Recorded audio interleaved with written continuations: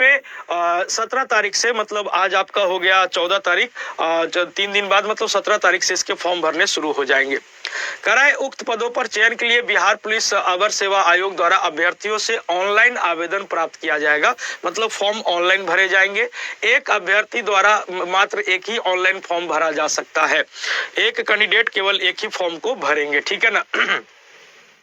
बिहार सरकार गृह विभाग आरक्षित शाखा में आशु सहायक अवर परीक्षक के नियुक्ति हेतु राज्य सरकार द्वारा विहित वर्णित ये आपका दिया गया है। इसमें विशेष तौर पे कुछ नहीं है। और यहाँ पे आगे बढ़ते हैं हम लोग, यहाँ पे आगे बढ़ते हैं। ये सारा रोस्टर का क्लियर हुआ, कैसे क्या क्लियर हुआ, पूरा आपका दिया गया है।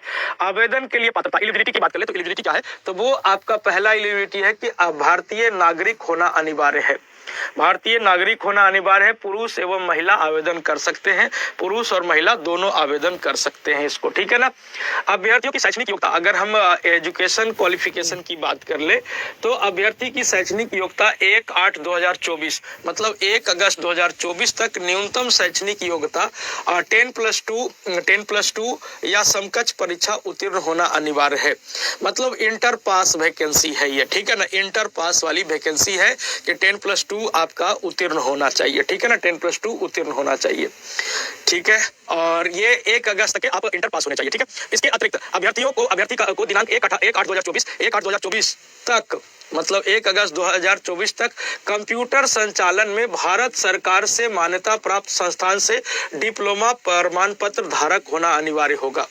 अब यहाँ पे क्या है कि सर जो भी कैंडिडेट इसको अप्लाई कर रहे हैं उससे पहले ये सुनिश्चित हो ले कि उनके पास 1 अगस्त 2024 से पहले का कंप्यूटर प्रमाण पत्र होना चाहिए, है ना। कंप्यूटर संचालन का प्रमाण पत्र होना चाहिए, चाहे डीसी हो, डीसीए हो, चाहे डीटीपी हो, चाहे आपका पीजीडीसीओ हो या एडीसीओ हो, है ना। इस तरह का कोर्स का उनके पास सर्टिफिकेट कंप्यूटर संचालन का होना चाहिए। मोटा मोटी डीसीए का होना चाहिए, है ना। मोटा मोटी डीसीए का होना चाहिए और वो सर्टिफिकेट 1 अगस्त 2024 से पहले का होना चाहिए, ठीक है। अब यहाँ पे उम्र की गणना की बात करें कि एज क्वालिफिकेशन, तो उम्र की गणना दिनांक 1/8/2024 के आधार पर की जाएगी। मतलब 1 अगस्त 2024 के आधार पर की जाएगी, ठीक है ना। अभ्यर्थियों की उम्र दिनांक 1/8/2024 को मैट्रिक अथवा समकक्ष प्रमाण पत्र के अनुसार निम्नवत होगी।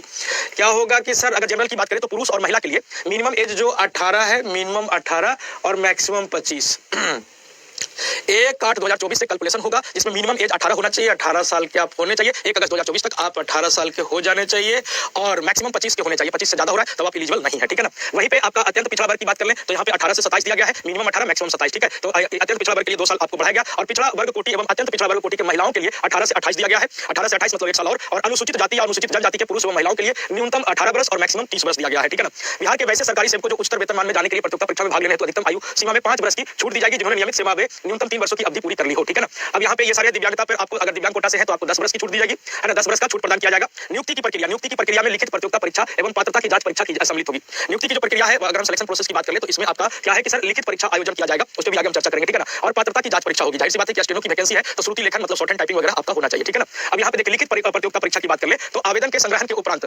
आवेदन पत्रों की समीक्षा की जाएगी और जिन अभ्यर्थियों का आयोजन किया जाएगा लिखित परीक्षा में 2 प्रश्न होंगे, 2 प्रश्न पत्र होंगे। लिखित प्रतियोगिता परीक्षा में 2 प्रश्न पत्र होंगे। प्रथम प्रश्न पत्र की बात करें तो प्रथम प्रश्न पत्र 100 बहुवैकल्पिक प्रश्नों का 100 अंकों का समान हिंदी का होगा। मतलब जनरल हिंदी का पेपर होगा, पहला पेपर हिंदी का होगा, ठीक है। पहला पेपर हिंदी का होगा जिसमें 100 क्वेश्चन होंगे और 100 अंकों का होगा, ठीक है। और जिसमें न्यूनतम अर्हता यानी 30 अंक प्राप्त करना अनिवार्य होगा, अन्यथा वो डिस्क्वालीफाई हो जाएंगे। यानी ये जो आपका पहला जो परीक्षा है पेपर 1, ये पेपर 1 सिर्फ आपका क्या है क्वालिफाइंग है, पेपर 1 क्वालिफाइंग है। और कह रहा है समान हिंदी पत्र के लिए परीक्षा की अवधि 1.5 घंटे की होगी और 1.5 घंटे की होगी। यानी ये 100 क्वेश्चन हिंदी का जो परीक्षा है ये 1.5 घंटे का होगा। और समान हिंदी पत्र के प्राप्तांक मेधा के अवधारण में नहीं जोड़ा जाएगा। यानी इससे आपका हिंदी से पहला पेपर हिंदी का है, इससे आपका मेरिट नहीं बनेगा, ये सिर्फ क्वालिफाइंग होगा, ठीक है। दूसरे पेपर की बात कर ले तो दूसरा पेपर आपका सर द्वितीय पेपर की बात कर ले तो द्वितीय प्रश्न पत्र समान ज्ञान एवं समसामयिक मुद्दों से संबंधित कुल 100 बहुवैकल्पिक प्रश्नों का होगा। अब यहाँ पे समान ज्ञान की बात कर ले तो यहाँ पे समान ज्ञान में ध्यान से सुनिएगा, यहाँ पे समान ज्ञान में आपको जीके जीएस तो पूछेगा ही पूछेगा। यानी कुल मिला के इसको देखा जाए तो ये जो दूसरा पेपर है वो जस्ट लाइक दरोगा टाइप का पेपर है, जैसे दरोगा में होता है, ठीक है ना। जस्ट लाइक दरोगा टाइप का पेपर है। इसमें कुछ क्वेश्चंस आपको मैथ्स के भी देखने को मिलेंगे, कुछ क्वेश्चंस आपको रीजनिंग के भी देखने को मिलेंगे। बाकी जीके जीएस और साइंस तो रहेगा ही रहेगा। जीके जीएस साइंस और समसामयिक मुद्दे मतलब करंट अफेयर भी होगा, करंट अफेयर भी होगा, ठीक है ना। करंट अफेयर भी होगा और इसके लिए 100 क्वेश्चन है और जिसका पूर्णांक 200 अंकों का होगा। मतलब एक सवाल 2 नंबर का होगा, एक सवाल 2 नंबर का होगा। परीक्षा 2 घंटे की होगी और प्रत्येक गलत उत्तर के लिए 0.2 अंक काटा जाएगा। 0.2 अंक क्या किया जाएगा साहब, काट लिया जाएगा, ठीक है। अच्छा, यहाँ पे हम एक चीज और आपसे कहना चाहेंगे कि जो साथी बिहार स्टेनो एएसआई की तैयारी करना चाहते हैं, कमेंट बॉक्स में एक लिंक दिया गया है, एक गूगल फॉर्म दिया गया है, उसको जरूर भर दीजिएगा। और बिहार स्टेनो एएसआई